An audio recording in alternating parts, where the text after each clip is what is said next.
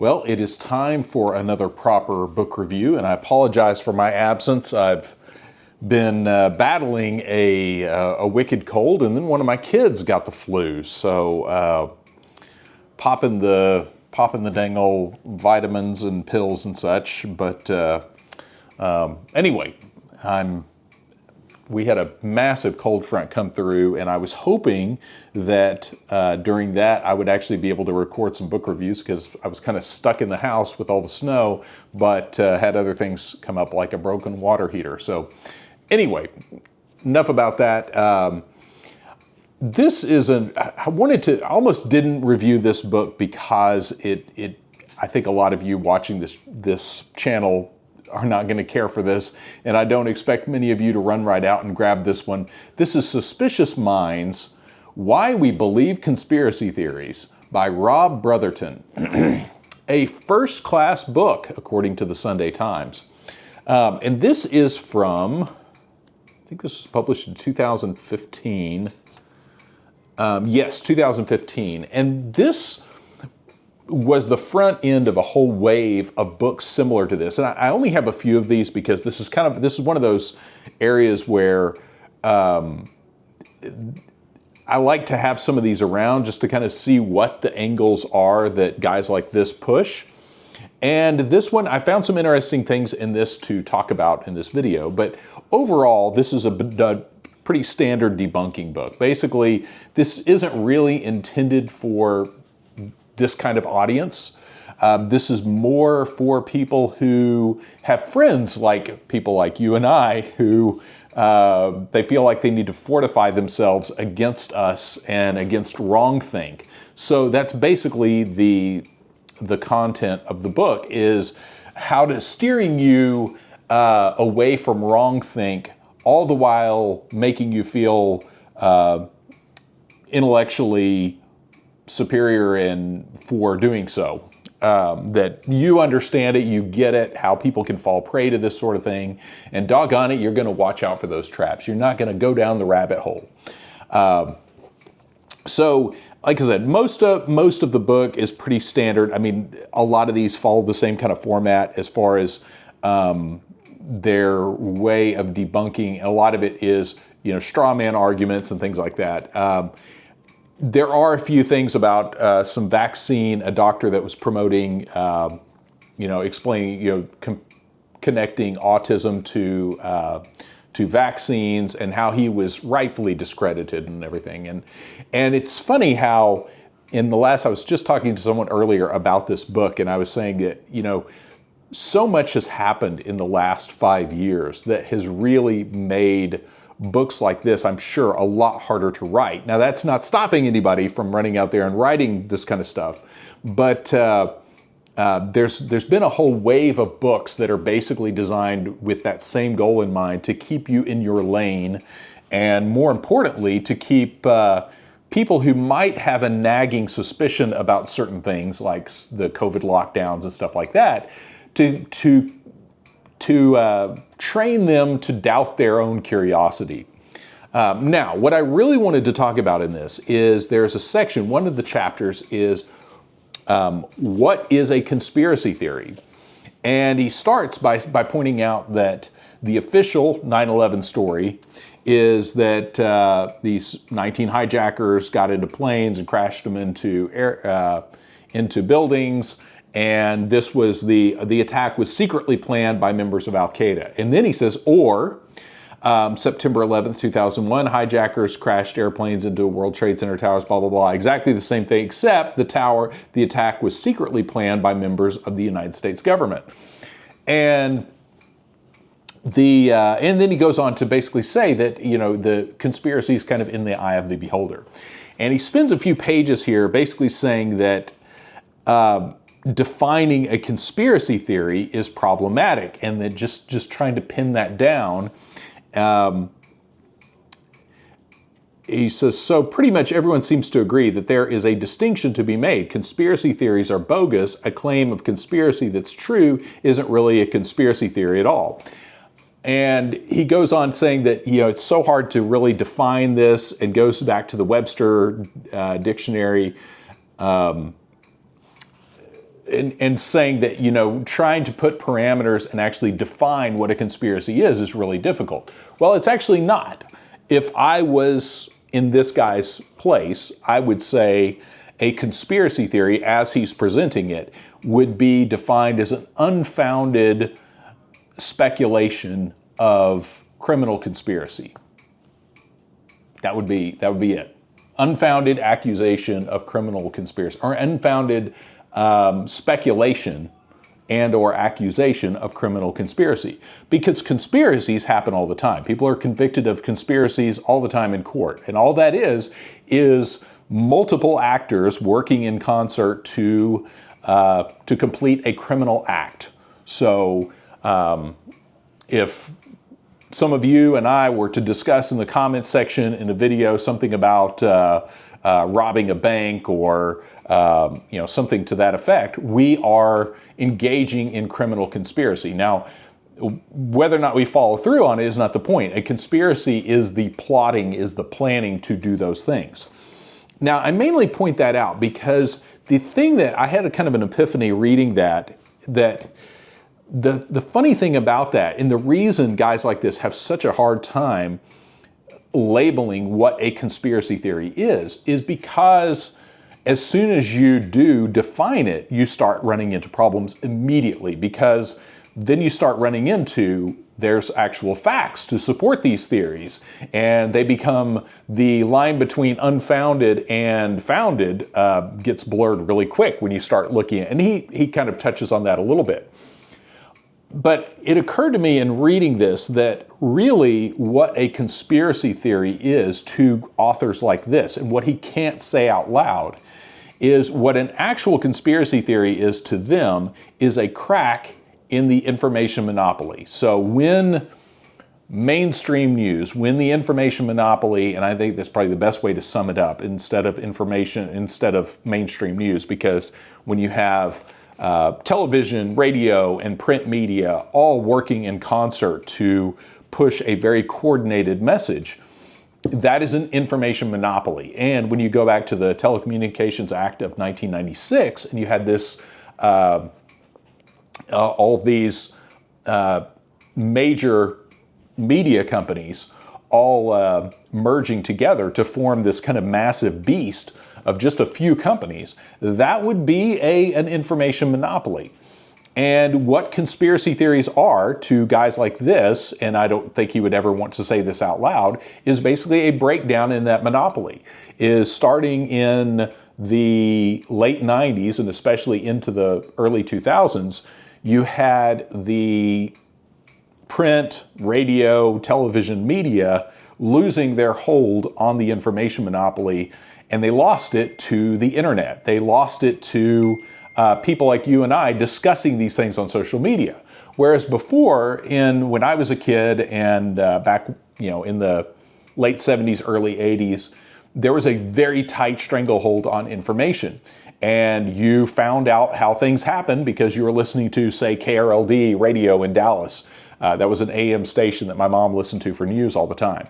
So they defined what the news was, and the only way you could know otherwise is if you had a relative that lived in that specific area where the thing happened that could tell you otherwise. Now, I grew up in Dallas, or in a Dallas suburb, and I grew up around people who had lived in Dallas and some who had been in downtown Dallas during the Kennedy assassination in 1963. And pretty much every one of them that I can remember, I say pretty much, probably every one of them that I can remember talking to, said without hesitation that there was a criminal conspiracy to kill John F. Kennedy, that this was not Oswald acting alone, that anybody who lived in and around Dallas, or especially was in downtown Dallas at that time, saw way too much strangeness to say, oh yeah, it was Oswald and it was exactly what the Warren Commission said. So it took this massive information monopoly to tell the public, no, you didn't see what you thought you saw. And again, unless you were in Dallas talking to locals, who did not have a voice that they could broadcast on television, radio, or whatever. You didn't have social media. You had the television telling you that this is what reality is, and you might have your crazy Uncle Larry or somebody telling you this other thing, and you're like, is it the uncle that lives in Dallas, or is it all this massive conglomeration of information? Which one is telling me the truth?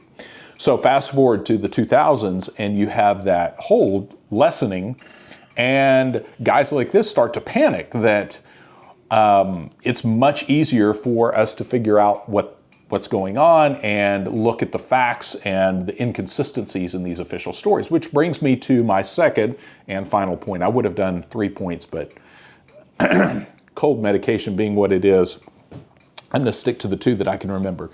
So the other thing that guys like this do in these kind of books, and you'll see this trend a lot, and I've talked about this before in previous videos, is this desire or this effort to rebrand skepticism. Now, if you look up skepticism by definition is the minority questioning the majority. So skepticism is typically if, say, the Catholic Church issues some edict and a few people, and so let's say they're in control or whatever. Let's say you live in Rome in 1500, and the Catholic Church is issuing some edict or whatever, and you're skeptical of it. They say the world's flat, or the Earth rotates around the sun, or whatever the thing is, and you question that thing. You are the skeptic.